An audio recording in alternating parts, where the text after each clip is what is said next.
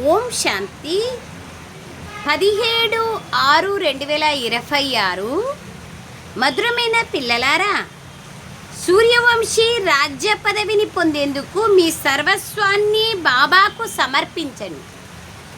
సూర్యవంశీ రాజ్య పదవి అనగా ఎయిర్ కండిషన్ టికెట్. ఏసీ టికెట్లో పోతే ఎట్లుంటుందో అది ఏసీ 3 టైరు 2 టైరు A1 ఉంటుంది కదా, అట్లా నిశ్చింతగా పోతారు, కూర్చుంటారు, ఎవరి డిస్టర్బెన్సెస్ ఉండవు. అలాగా సూర్యవంశీ రాజ్య పదవిని పొందాలంటే ఇక్కడ సంగమ యుగంలో మీ సర్వస్వాన్ని బాబాకు అర్పణ చేయండి అంటున్నారు. ప్రశ్న: ఈ ప్రపంచంలో పిల్లలైన మీకన్నా ఎక్కువ అదృష్టవంతులు ఇంకెవ్వరు లేరు. అది ఎలా? బాబా దొరికినారు, స్వయం గురించి తెలుసుకున్నాము, ఇంకా అంతకంటే అదృష్టం ఇంకొకటి లేదు. తర్వాత విశేషంగా బాబా మనకు అన్ని ప్రాప్తులు ఇచ్చినారు, సంతుష్టంగా చేస్తున్నారు, జ్ఞానాన్ని ఇచ్చినారు కదా. ఈ ప్రపంచంలో పిల్లలైన మీకన్నా ఎక్కువ అదృష్టవంతులు ఇంకెవ్వరూ లేరు. ఎలా?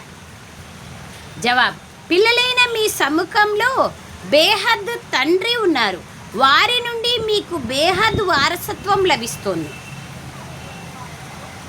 మీరు ఈ సమయంలో బేహద్ తండ్రి, టీచర్ మరియు సద్గురువుకి పిల్లలుగా అయ్యి వారి నుండి బేహద్ ప్రాప్తిని పొందుతున్నారు. ప్రపంచంలోని వారికి వారి గురించి ఏమాత్రం తెలియదు. ప్రపంచంలో వాళ్ళకి ఏం తెలుసు? తెలిసింటే అసలు ఇంకా ఇవన్నీ అవసరమే లేదు కదా. తెలియదు కాబట్టి బాబా రావాల్సి పడింది. కావున మీ వంటి అదృష్టవంతులు ఎవ్వరూ ఉండడానికి వీల్లేదు.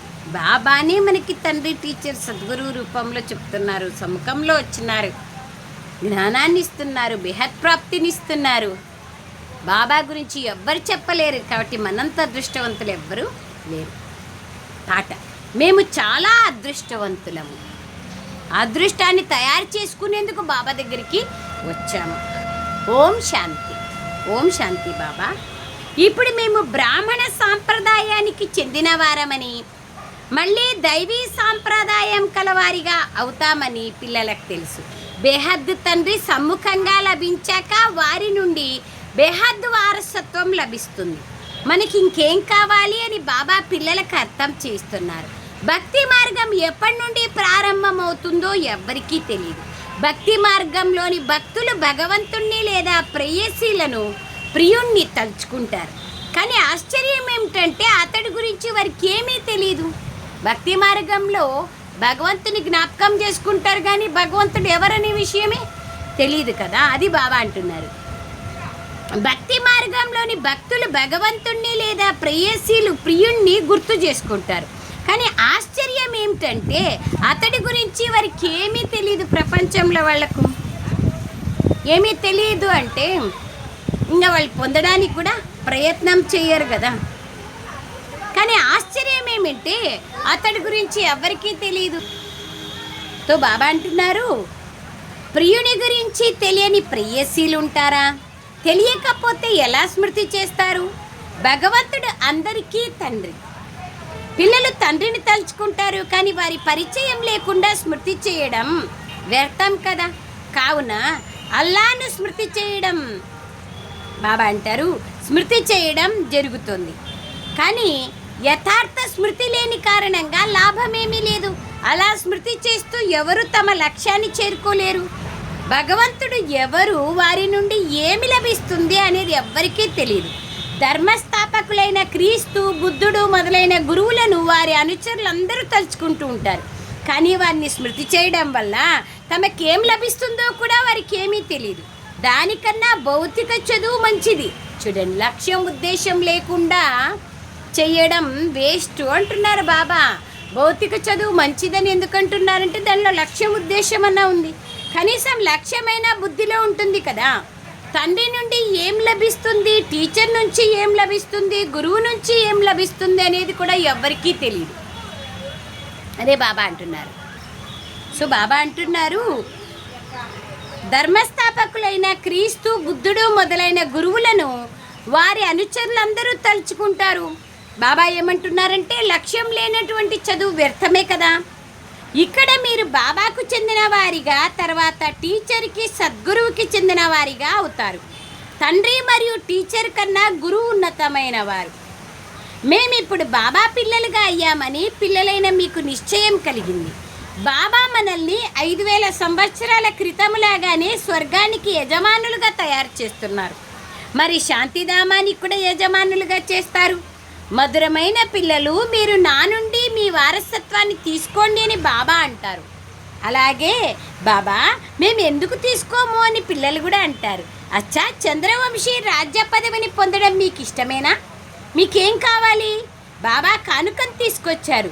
మీరు సూర్యవంశీ లక్ష్మిని వరిస్తారా లేదా చంద్రవంశీ సీతను వరిస్తారా? మీ ముఖాన్ని అద్దంలో చూసుకోండి. నారదుని యొక్క కథ కూడా ఉంది కదా. నారాయణ్ణి లేదా లక్ష్మిని వరించేందుకు అర్హులుగా ఉన్నారా? అర్హులుగా లేకుంటే ఎలా వరిస్తారు? ఏ విధంగా కల్పపూర్వం అర్థం చేయించారో మళ్ళీ అదే విధంగా అర్థం చేయిస్తున్నారు. లక్ష్మీనారాయణలుగా అవుతారంటే అందరి చేతులు ఎత్తుతాం, కానీ అర్హత కూడా కావాలి కదా. అర్హులుగా కావాలి, స్వయం ఆ విధంగా తయారు చేసుకోవాలి కదా. అది బాబా అంటున్నారు. మీరు మళ్ళీ వచ్చి వారసత్వాన్ని తీసుకుంటున్నారు. బేహద్దు తండ్రి నుండి బేహద్దు వారసత్వాన్ని తీసుకోవడమే లక్ష్యం. అది సూర్యవంశీ రాజ్య పదవి. చంద్రవంశం అనేది 2వ స్టేజు. ఎయిర్ కండిషన్లో ఫస్ట్ క్లాస్, సెకండ్ క్లాస్ మొదలైన ఉంటాయి కదా. Third AC, second AC, first AC ఉంటాయి కదా. అట్లా ఫస్ట్ ఏసీ సత్వప్రధానమైనటువంటి సత్యుగం యొక్క ఎయిర్ కండిషన్ టికెట్. సత్యుగం యొక్క పూర్తి రాజధాని ఎయిర్ కండిషన్ వంటిది. ఎయిర్ కండిషన్స్ కన్నా ఉన్నతమైనది ఇంకేదీ లేదు. ఆ తర్వాత ఫస్ట్ క్లాస్. మరి మీరు ఎయిర్ కండిషన్ అయిన సూర్యవంశీ రాజ్యాన్ని తీసుకుంటారా లేదా ఫస్ట్ క్లాస్ అయిన చంద్రవంశీ రాజ్యాన్ని తీసుకుంటారా? దానికన్నా తక్కువగా సెకండ్ క్లాస్ నంబర్ వారుగా వారసులుగా అవుతారు. ఆ తర్వాత మళ్ళీ చివరిలో రాజ్యాన్ని పొందుతారు త్రేతా లాస్ట్లో. లేకపోతే థర్డ్ క్లాస్ ప్రజలుగా అవుతారు. మళ్ళీ అందులో కూడా టికెట్ రిజర్వ్ అవుతుంది. First class reserve, second class reserve, ఇలా నంబర్ వారుగా పదవులు ఉంటాయి కదా. సుఖం అక్కడ ఎటు తిరిగి ఉంటుంది, కానీ వేర్వేరు కంపార్ట్మెంట్లు అయితే ఉంటాయి. చూడండి, ఒకే ట్రైన్లో పోతాం, కానీ స్లీపర్లో పోయేకి, రిజర్వేషన్ లేకుండా పోయేకి జనరల్లో, ఏసీ 3 టైర్లో పోయేకి, 2 టైర్లో పోయేకి, ఫస్ట్ ఏసీలో పోయేకి చాలా వ్యత్యాసం ఉంటుంది. అదే ట్రైనే. సంపూర్ణుడైన వ్యక్తి ఎయిర్ కండిషన్ టికెట్ని తీసుకుంటాడు లౌకికంలో. మరి మీలో ఇలా సంపన్నులుగా ఎవరు తయారవుతారు? ఎవరైతే తమ సర్వస్వాన్ని బాబాకి ఇచ్చేస్తారో, బాబా ఇదంతా మీదే అని అంటారో వారు అలా తయారవుతారు. రత్నాకరుడు, వ్యాపారుడు, ఇంద్రజాలకుడు అని భారతదేశంలోనే మహిమ చేస్తారు. ఈ మహిమ తండ్రిదే కానీ కృష్ణుండి కాదు. కృష్ణుడు వారసత్వాన్ని తీసుకుంటాడు. సత్యుగంలో ప్రాలబ్ధాన్ని పొందుతారు, రాకుమారులుగా అవుతారు. అతడు కూడా తండ్రికి చెందిన వారిగా అయ్యారు. ఎక్కడి నుండో ప్రాలబ్ధాన్ని పొందింటారు కదా. ఎవరిచ్చినారు అది తెలియదు కదా. లక్ష్మీనారాయణులు సత్యుగంలో ప్రాలబ్ధాన్ని అనుభవిస్తారు. తప్పకుండా వారు గతంలో తమ ప్రాలబ్ధాన్ని తయారు చేసుకొని ఉంటారు. డాక్టర్ అయినాడంటే ముందు సంవత్సరంలో డాక్టర్ కోర్స్ చదివింటాడు కదా. ఊరికనే డాక్టర్గా ఎట్లయితారు? అక్కడ ముందు సంవత్సరము, ఇక్కడ ముందు జన్మ. మీరిప్పుడు అన్నీ తెలుసుకున్నారు. నెహ్రూ ప్రాలబ్ధం ఎంత బాగుందో చూడండి. తప్పకుండా మంచి కర్మలు చేసింటాడు కదా. కిరీటం లేకుండా భారతదేశానికి రాజుగా అయ్యాడు.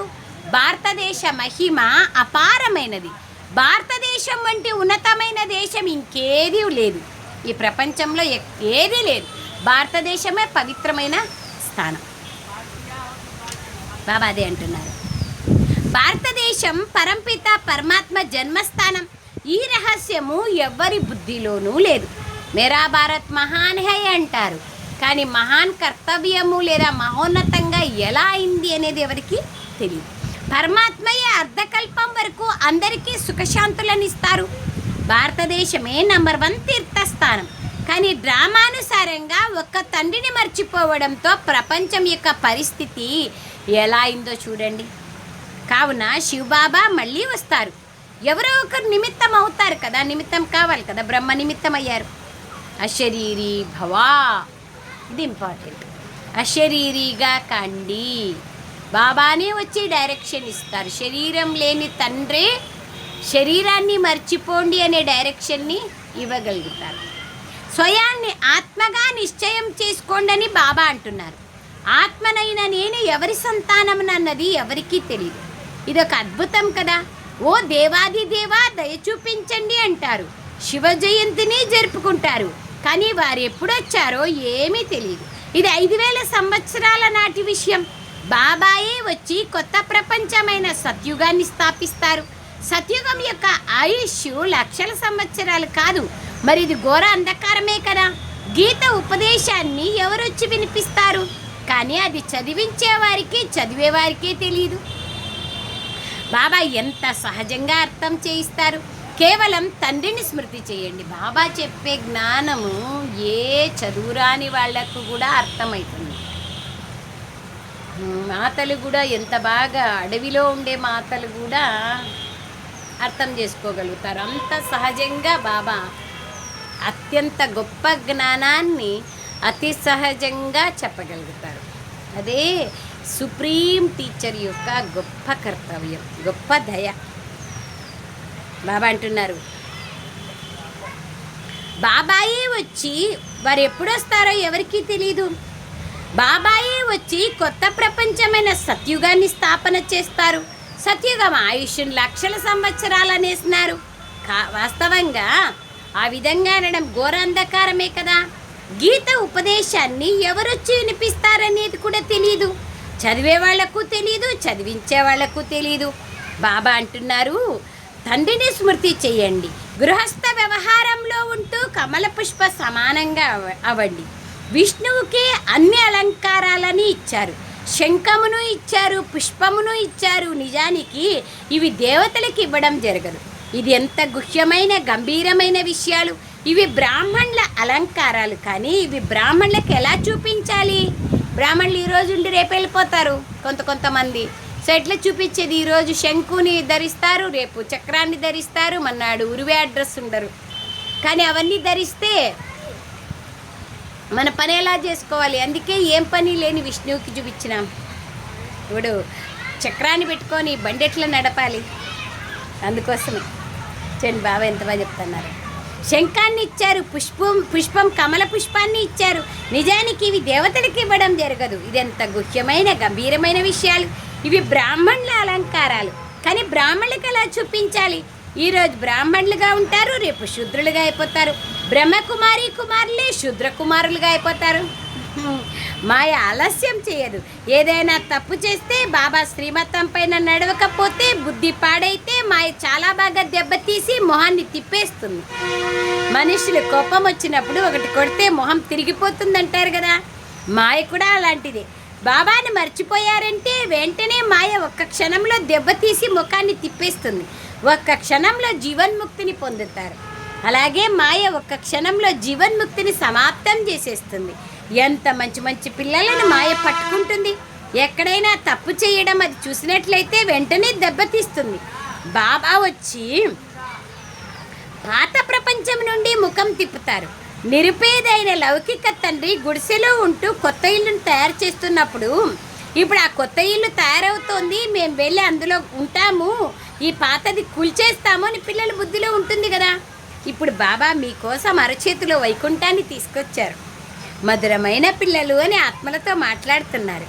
ఈ కళ్ళ ద్వారా వీరి పిల్లలైన మిమ్మల్ని చూస్తున్నారు. నేను కూడా డ్రామాకు వశమై ఉన్నాను. డ్రామాలో లేకుండా ఏమీ చేయలేను. పిల్లలు అనారోగ్యమైతే వారిని బాగు చేస్తానని కాదు, ఆపరేషన్ నుండి విముక్తి చేస్తానని కాదు. కర్మభోగాన్ని అందరూ అనుభవించాల్సిందే. బ్రహ్మబాబా కూడా అనుభవించాల్సిందే. మీపై ఎంతో భారం ఉంది. ఎందుకంటే మీరు అందరికన్నా పాతవారు. సతోప్రధానం నుండి ఒక్కసారి తమోప్రధానంగా అయిపోయారు. ఇప్పుడు పిల్లలైన మీకు తండ్రి లభించారు. కాబట్టి తండ్రి నుండి వారసత్వాన్ని తీసుకోవాలి. కల్పకల్పము డ్రామానుసారంగా మనం బాబా నుండి వారసత్వాన్ని తీసుకుంటున్నామని మీకు తెలుసు. సూర్యవంశీ చంద్రవంశీ రాజ్య కుటుంబాలకు చెందిన వారు ఎవరైతే ఉంటారో వారు తప్పకుండా వస్తారు.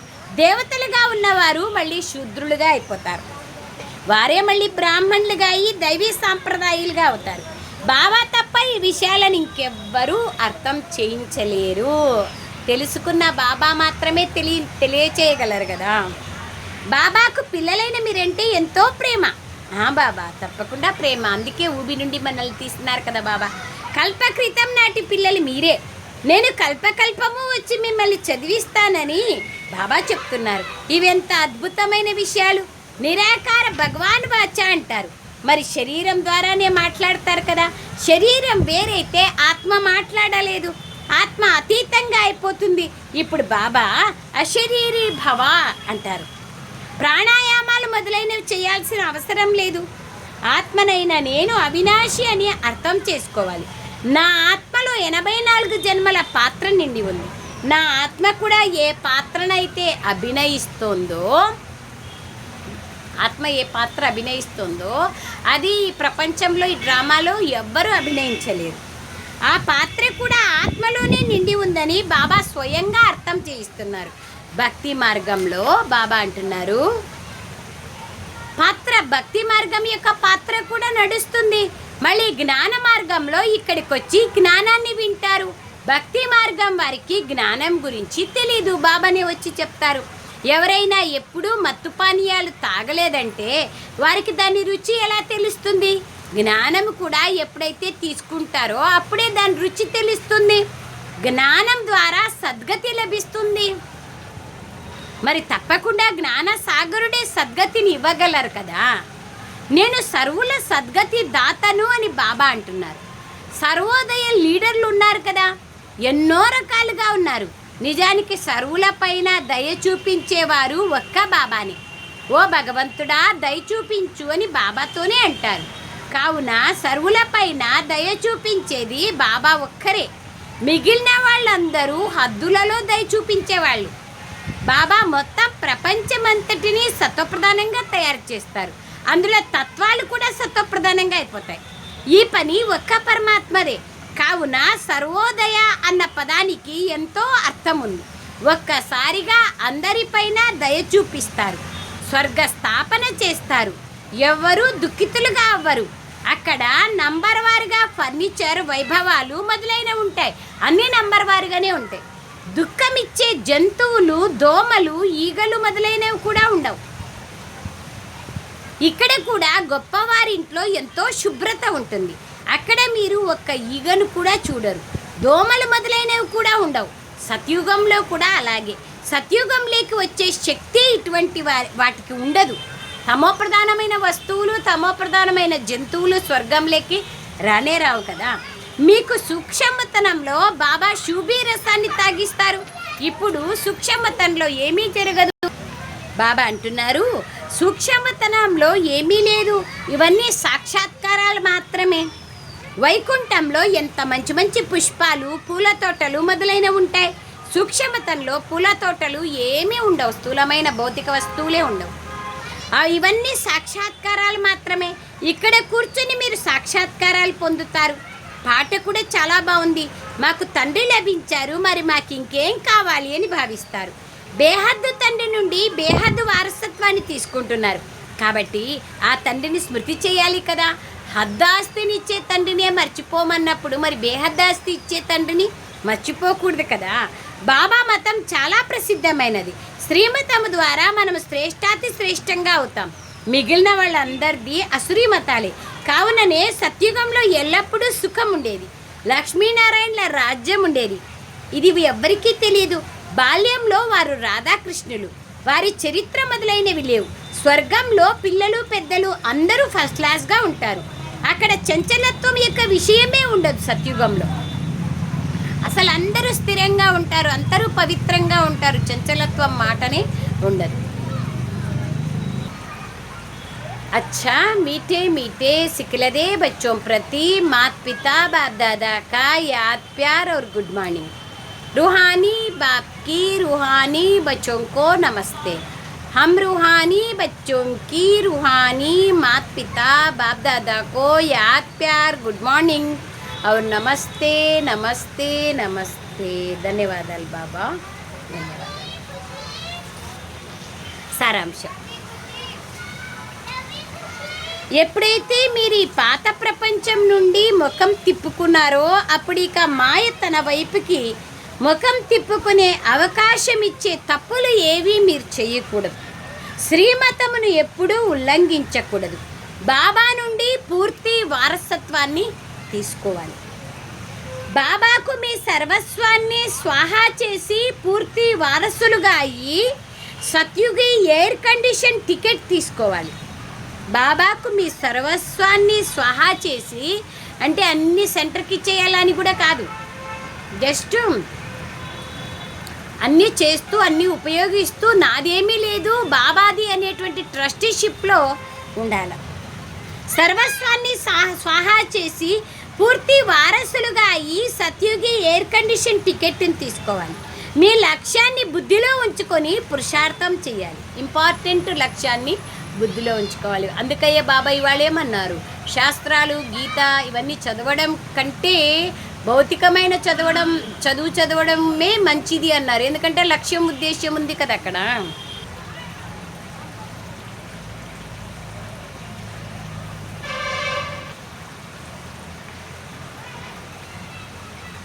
వరదానం: స్వస్థితి ద్వారా సర్వ పరిస్థితులను ఎదుర్కొనే అవ్యక్త స్థితి యొక్క అభ్యాసిగా కండి.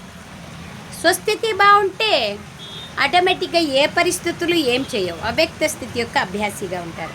వివరణ: ఎప్పుడైతే అవ్యక్త స్థితి యొక్క అభ్యాసం యొక్క అలవాటు ఏర్పడుతుందో అప్పుడు స్వతహాగా స్వస్థితి ద్వారా ప్రతి పరిస్థితిని ఎదుర్కోగలుగుతారు. మరియు ఈ అలవాటు న్యాయస్థానానికి వెళ్ళడం నుండి రక్షిస్తుంది, ధర్మరాజుపురి నుంచి. కావున ఈ అభ్యాసమును ఎప్పుడైతే సహజంగా మరియు నేచర్గా చేసుకుంటారో అప్పుడు న్యాచురల్ కొలామిటీస్ జరుగుతాయి. ఎంత బాగా చెప్తున్నారు చూడండి బాబా రైమింగ్. అశరీరీ అభ్యాసం చేస్తే ధర్మరాజుపురి నుంచి రక్షించబడతారు. జతలో బాబా అంటారు ప్రకృతి వైపరీత్యాల నుంచి కూడా దూరం అవుతారు.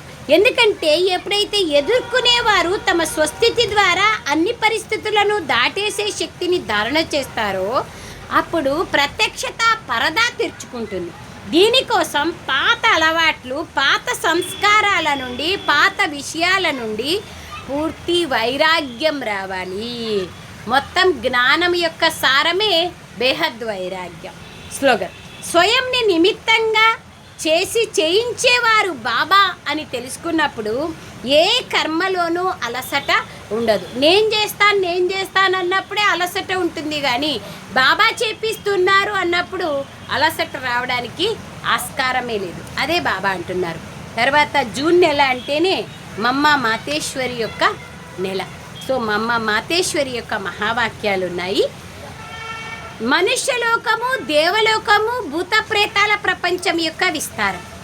చాలామంది ఇలా ప్రశ్నిస్తూ ఉంటారు, ఈ అశుద్ధ జీవాత్మలు వీటిని దయ్యాలు అని అంటారు. ఇవి నిజమా లేదా కల్పననా, భ్రమనా అంటారు. పొరపాటు అభిప్రాయమా? దీని గురించి ఈరోజు స్పష్టంగా తెలియచేయడం జరుగుతుంది. మనుష్యాత్మలు వికర్మలు చేసినప్పుడు వారు అనేక రకాల శిక్షలను అనుభవించాల్సి ఉంటుంది. మరియు అలా అనుభవించడం కూడా మనుష్య జన్మ ఎత్తే అనుభవించాల్సి ఉంటుంది. శిక్షలు అనుభవించేది మనుష్య జన్మనెత్తే అనుభవించాలి. మరియు అలా అనుభవించడం కూడా మనుష్య జన్మనెత్తే అనుభవించాల్సి ఉంటుంది. అంతేకాని పక్షులు పశువుల యోనిలో జన్మ తీసుకొని అనుభవించరు. మనుష్యులుగానే అవుతారు. మనుష్యాత్మల వేరు, జంతువుల ఆత్మ వేరు. మనిషి ఎప్పుడు జంతువుగా పుట్టడం, జంతువు మనిషిగా పుట్టడం జరగదు. వాటి ప్రపంచమే వేరు. మనుష్యాత్మల ప్రపంచం వేరు. సుఖ దుఃఖాలు అనుభవించే అనుభూతి మనుషులలో ఎక్కువగా ఉంటుంది, జంతువులలో ఉండదు. మనము శుద్ధ కర్మలం చేయడం వల్ల సుఖాన్ని అనుభవిస్తాం. ఈ మనుష్య శరీరం ద్వారానే పొందుతాం. దుఃఖాన్ని కూడా తప్పకుండా మనుష్య శరీరంలోనే వచ్చి అనుభవించాలి. ఈ జ్ఞానాన్ని వినే బుద్ధి కూడా మనుష్యుల యొక్క శరీరానికే ఉంది, జంతువులలో ఉండదు. పాపం వాటికి ఏం బుద్ధే లేదు కదా. ఈ సృష్టి ఆటలో ముఖ్యమైన పాత్ర మనుష్యులది. ఈ జంతువులు, పక్షులు మొదలైనవి సృష్టి డ్రామాలో శోభనిచ్చేవి. మొత్తం కల్పంలో సత్యుగం ఆది నుండి కలియుగం అంతిమం వరకు మనుష్యాత్మలకు 84 జన్మలున్నాయి. మిగిలిన ఈ 84 లక్షలైతే జంతువులు, పక్షులు మొదలైన వాటి వెరైటీ జీవరాశులు అవ్వగలవు. ఇప్పుడు వీటన్నింటి రహస్యాన్ని బాబా తప్ప ఎవ్వరూ అర్థం చేయించలేరు. ఆత్మల నివాస స్థానం బ్రహ్మ మహాతత్వం, నిరాకారి ప్రపంచం. ఈ జంతువులు మొదలైన వాటి ఆత్మలు బ్రహ్మతత్వంలోకి వెళ్ళలేవు. అవి ఆకాశతత్వంలోనే పాత్రని పోషిస్తాయి. వాటికి కూడా మర్జి పాత్ర, సతోరజో తమోలోకి వచ్చే పాత్ర ఉంటుంది. కనుక మనం ప్రకృతి యొక్క విస్తారంలోకి ఎక్కువగా పోకుండా ముందు ఆత్మల కళ్యాణం చేసుకోవాలి, అనగా మన్మనాభావంలో ఉండాలి. ఇప్పుడు మనుష్యాత్మల దగ్గరకు వస్తాం. ఏ ఆత్మలైతే అశుద్ధ కర్మలను చేయడం ద్వారా, వికర్మలను చేయడం ద్వారా వారు తమ అశుద్ధ సంస్కారాల అనుసారంగా జనన మరణ చక్రాలు లేకొచ్చి ఆది మధ్యాంతము అనగా మరణించే సమయంలో తాము చేసిన వికర్మల సాక్షాత్కారాన్ని పొంది సూక్ష్మంగా శిక్షను అనుభవిస్తారు. ఖచ్చితంగా మనం చేసింది మనమే అనుభవించాలి, ఇంకా ఎవరు వేరే వాళ్ళు అనుభవించరు. ఈ కొద్ది సమయంలో అనేక జన్మల దుఃఖం అనుభూతి కలుగుతుంది. నెమ్మదిగా చదవండి దీన్ని. ఎన్నిసార్లు చదివితే అంత బాగా అవగాహన అవుతుంది. కర్మ ఫిలాసఫీ. మళ్ళీ శరీరాన్ని వదిలి వెళ్ళి గర్భజైల్లో దుఃఖాన్ని అనుభవిస్తారు. మళ్ళీ తర్వాత సంస్కారాల అనుసారంగా అటువంటి తల్లిదండ్రుల వద్ద జన్మ తీసుకొని అక్కడే కూడా తమ జీవితంలో సుఖశాంతులను అనుభవిస్తారు. దీన్నే ఆది మధ్యాంతము అంటారు. కానీ కొంతమంది ఆత్మలు శరీరాన్ని ధారణ చేయకుండా ఆకారి రూపంలో ఆకాశతత్వంలో అశుద్ధాత్మలుగా దయ్యాలుగా భ్రమిస్తూ ఉంటారు. ఇది కూడా ఒక శిక్ష.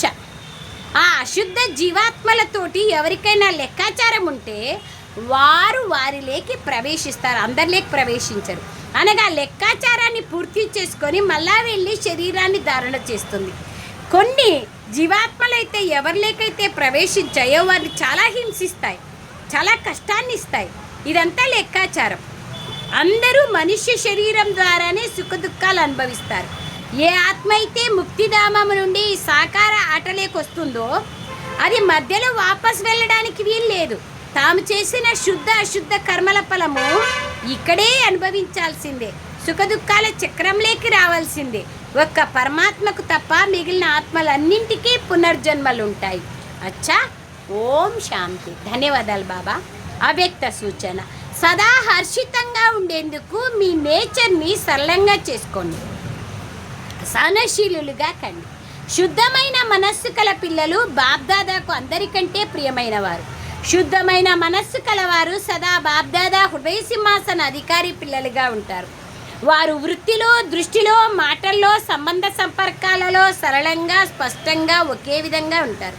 సరళతకు గుర్తు మనస్సు, బుద్ధి, మాటలు ఒకే విధంగా ఉంటాయి. మనసులో ఒకటి, మాటల్లో ఒకటి, కర్మలో ఒకటి ఉండదు. ఇది సరళతకు గుర్తు కాదు. సరళ స్వభావం కలవారు సదా నిర్మాణ చిత్తులు, నిరహంకారులు, నిస్వార్థులుగా ఉంటారు. వారు సరళ చిత్తము, సరళవాణి, సరళ వృత్తి, సరళ దృష్టి ఉంటుంది. థ్యాంక్ యూ బాబా. ధన్యవాదాలు తండ్రి. ఓం శాంతి. ఓం శాంతి బాబా.